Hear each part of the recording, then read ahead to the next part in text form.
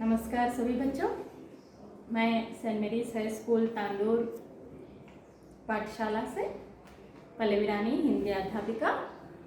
आज हम 10वीं कक्षा के पहला पाठ बरसते बादल कविता सुनेंगे। तो बरसते बादल यह एक कविता विधा है। पहला पाठ 10वीं कक्षा का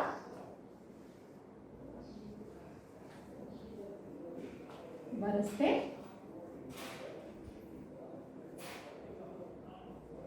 बादल,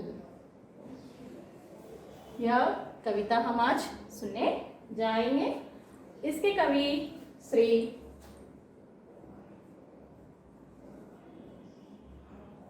सुमित्रा नंदन पंत जी हैं। इन्होंने बहुत ही अच्छी तरह से अपनी कविता विधा में अच्छी तरह से वर्णन किया है। तो हम देखने जाएंगे उन्मुखीकरण की ओर। उन्मुखीकरण में छोटा सा गीत दिया गया है। क्या गाती हो, किसे बुलाती हो, बतला दो कोयल रानी। प्यासी धरती देख मांगती हो, क्या मेघों से पानी हो, क्या मेघों से पानी। तो बच्चों, यहाँ पे कोयल प्यासी धरती की ओर देखती हुई क्या मांग रही है? क्या मांग रही है? प्यास। क्या गाती हो? कौन गा रहा है? कोयल गा रही है। किसे देखते हुए? प्यासी धरती की ओर देखते हुए वह मांग रही है क्या? पानी। कहाँ से? बादलों से। हाँ, तो मीठे गीत कौन गा रहा है? कोयल। प्यासी धरती पानी किससे मांगती है?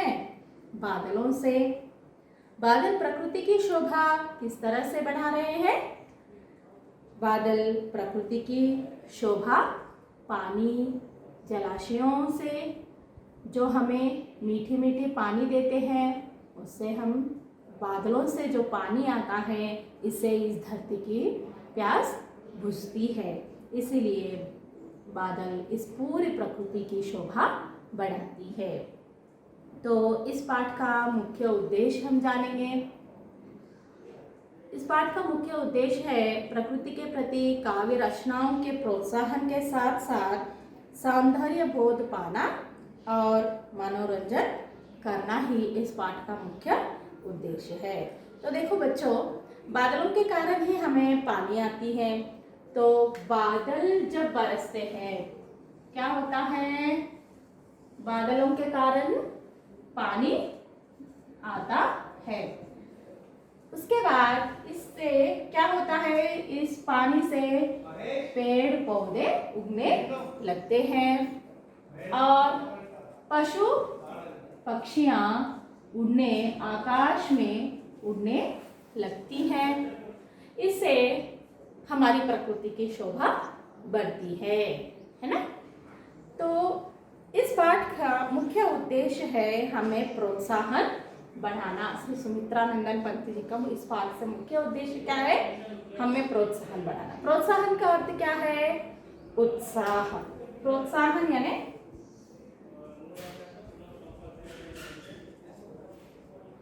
प्रोत्साहन का अर्थ है उत्साह बढ़ाना। और अनुभूति। अनुभूति अनुभूति का अर्थ क्या है?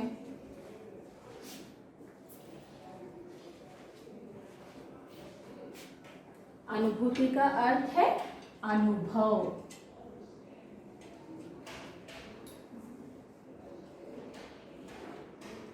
अनुभव।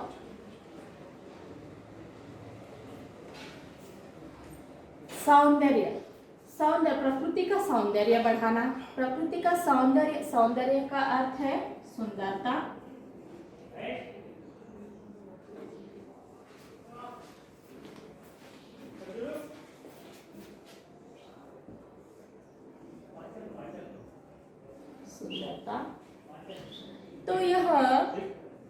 यह है इस पाठ का मुख्य उद्देश्य। क्या है?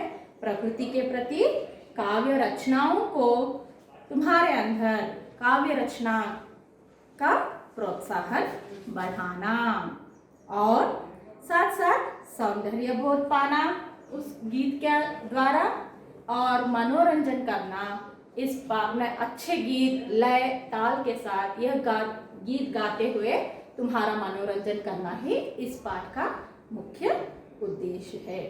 तो विधा, यह विधा कौन सी विधा में है? यह कविता विधा में है। यह बरसते बादल कविता विधा में है। तो देखेंगे, हम जानेंगे अभी सुमित्रानंदन पंत जी के बारे में, उनके जीवन काल के बारे में। तो प्रकृति के बेजोड़ कवि माने जाने वाले श्री सुमित्रानंदन पंत जी का जन्म 1900 में अल्मोड़ा गांव में हुआ है। कब हुआ उनका जन्म? 1900 में अल्मोड़ा गांव में उनका जन्म हुआ है।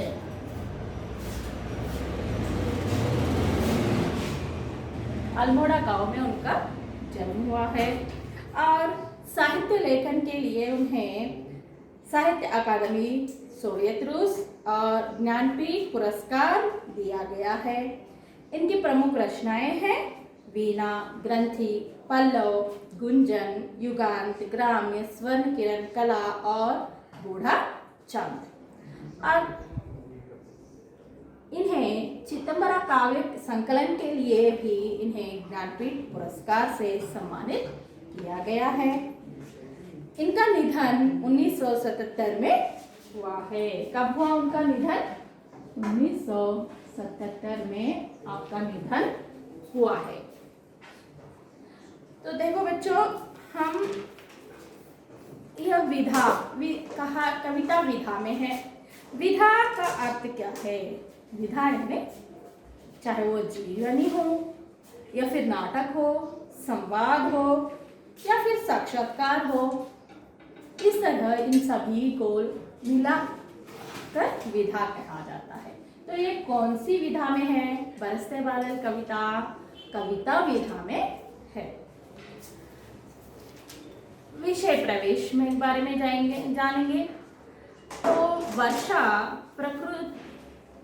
ऋतु में क्या होता है? हमेशा सबकी यह प्रिय ऋतु रही है। वर्षा ऋतु हमेशा सभी की प्रिय ऋतु रही है, चाहे वो बच्चे हो, बूढ़े हो, जवान हो, कोई भी हो। वर्षा हमेशा सबकी प्रिय ऋतु है। वर्षा के समय प्रकृति की सुंदरता देखने लायक होती है। पेड़ पौधे, पशु पक्षी तो झूम उठते हैं, मोर तो नाचने ही लगता है। इसी सौंदर्य का वर्णन यहाँ पे इस प्रकृति में हम आज प्रकृति कविता में, बरसते बादल कविता में हम देखने जाएंगे। ठीक है बच्चों, चलो कविता में जाएंगे आप। हाँ, झम झम झम झम मेघ बरसते हैं सावन के, झम झम झम गिरती बूंदे तरुओं से छनके, चमचम बिजली चमक रही रे उर्मे घन के, तम तम दिन के तम में सपने जगते मन के। देखिए कितनी सुंदर वर्णन किया है कवि ने, है ना। तो यह कविता विधा है, तो इसे गाया भी जाता है ना। तो देखेंगे एक बार फिर से। झम झम झम झम मेघ बरसते हैं सावन के, झम झम झम झम मेघ बरसते हैं सावन के, झम झम झम गिरती बूंदे झरों से छनके, झम झम झम गिरती बूंदे झरों से छनके, झम झम बिजली चमक रही रे उर्मे गन के, झम झम बिजली चमक रही रे उर्मे घन के, तम तम दिन के तम में सपने जगते मन के, तम तम दिन के तम में सपने जगते मन के। देखो कितनी सुंदर कविता है वर्षा के ऊपर, है ना बच्चा। तो यहाँ पे मेघ बरसते हैं, है ना। तो वे मेघ कैसे बरस रहे हैं? झम झम झम झम झम मेघ, सावन के मेघ बरस रहे हैं। तो देखो बच्चों, सावन, सावन का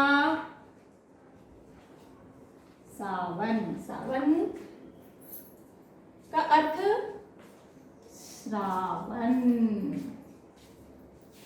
यह तत्सम तद्भव शब्द है। सावन और श्रावण ये तत्सम तद्भव शब्द है।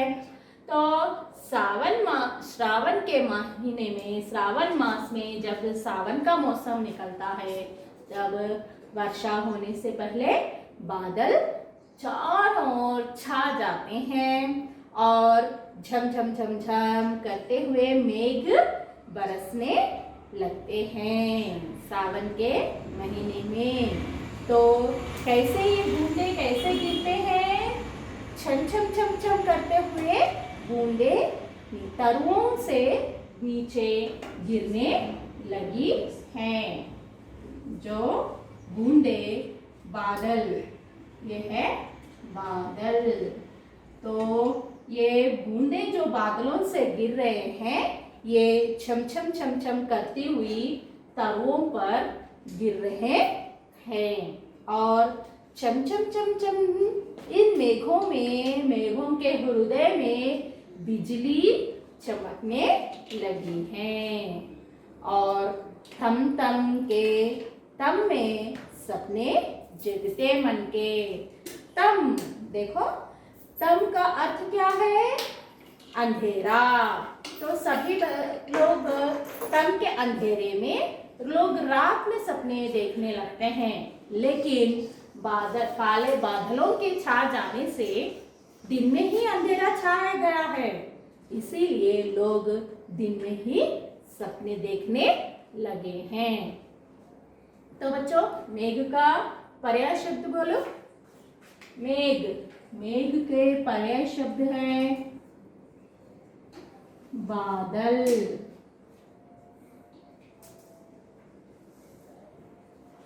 और मेघ, बादल, घन वारिद, घन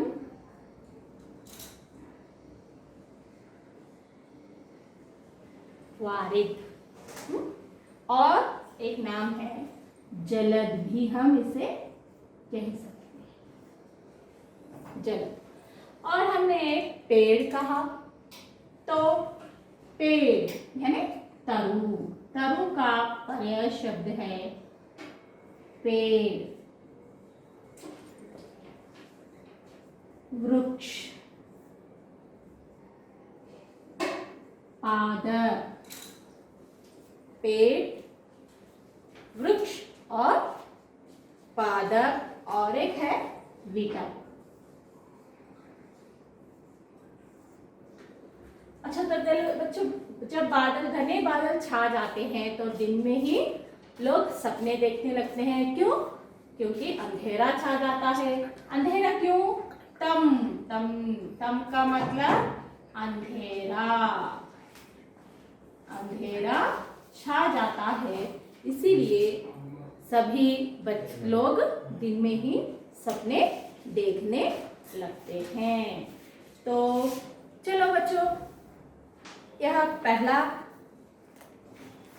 वर्ग जो है उसमें जो कविता है वह तो हम सभी को समझ में आया होगा, है ना। तो इसके थोड़े मैं प्रश्न पूछना चाहूंगी।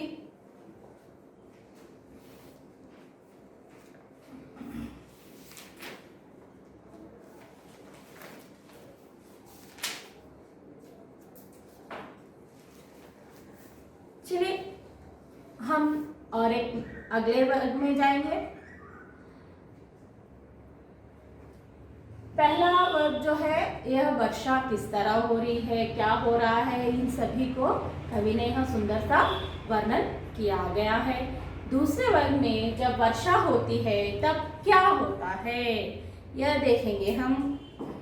दादुर टर टर करते झिल्ली बजती झन झन, दादुर टर टर करते झिल्ली बजती झन झन, म्याऊ म्याऊ रे मोर पियो पियो चातक के गन, म्याऊ म्याऊ रे मोर पियो पियो चातक के गन, उड़ते सोन बालक आर्द सुख से कर क्रंदन, उड़ते सोन बालक आर्द सुख से कर क्रंदन, घुमड़ घुमड़ गिर मेघ गगन में भरते गर्जन, घुमड़ घुमड़ मेघ गगन में भरते गर्जन।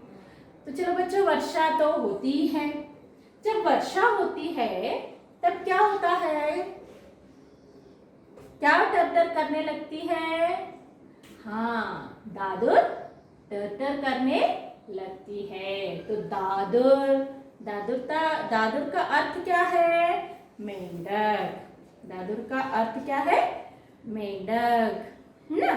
तो झिल्ली क्या करने लगती है? झिंगली का अर्थ क्या है? झिंगूर यानी झिंगूर, एक तरह का कीड़ा जो आवाज करने लगती है ना। तो वो क्या करने लगती है? वर्षा होने से जन जन जन जन आवाज करने लगती है। और मोर म्याऊ म्याऊ करते हुए मोर नाचने लगता है। पीयू पीयू करते हुए चातक पक्षी का गन का मतलब समूह क्या करने लगता है? पीयू पीयू कर गाना गाने लगता है। और सोन बालक, यह सोन पक्षी, यह आर्द सुख पाकर, वर्षा के कारण वह सुख पाकर अपने घोंसले से उड़ना चाहती है, बाहर निकलना चाहती है, आक्रंदन करने लगती है। क्रंदन का अर्थ क्या है? आक्रंदन करना। और मेघ क्या कैसे गरजने लगे हैं? घुमड़ घुमड़ घुमड़ करके हुए मेघ गर्जना करने लगे हैं। समझ में आया बच्चों? तो चलिए एक दो प्रश्न भी मैं पूछ लेती हूँ। यह पद्यांश किस पाठ से दिया गया है? किस पाठ से दिया गया है? बरसते बादल पाठ से दिया गया है। वर्षा की बूंदें कैसे गिरती हैं? बोलिए बच्चों, वर्षा की बूंदें कैसे गिरती हैं? जम जम जम छम छम करती हुई वर्षा की बूंदें गिरती है। तो बिजली कहाँ चमक रही है? मेघों के हृदय में, घन के हृदय में बिजली चमकने लगी है। और दादुर, मोर और चातक की आवाजें कैसी हैं? हाँ, दादुर टर-टर करने लगती है, मोर म्याऊ म्याऊ करते हुए नाचने लगती हैं, चातक पक्षी पीयू पीयू कर आवाजें करने लगती हैं। देखो बच्चों, विषय के साथ साथ कवि ने हमें मनोरंजन भी किया है ना।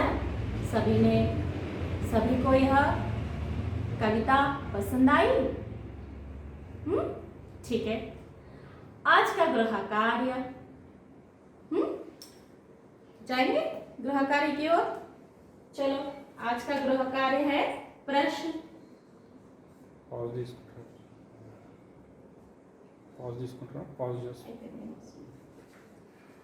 गृह कार्य है, देखेंगे। वर्षा होने से और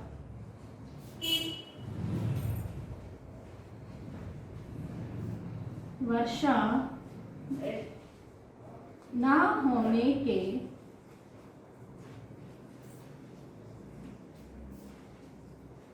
कारण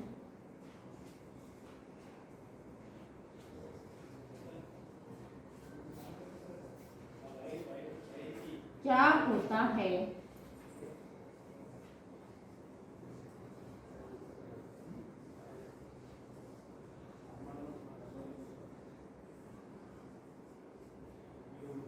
अपने शब्दों में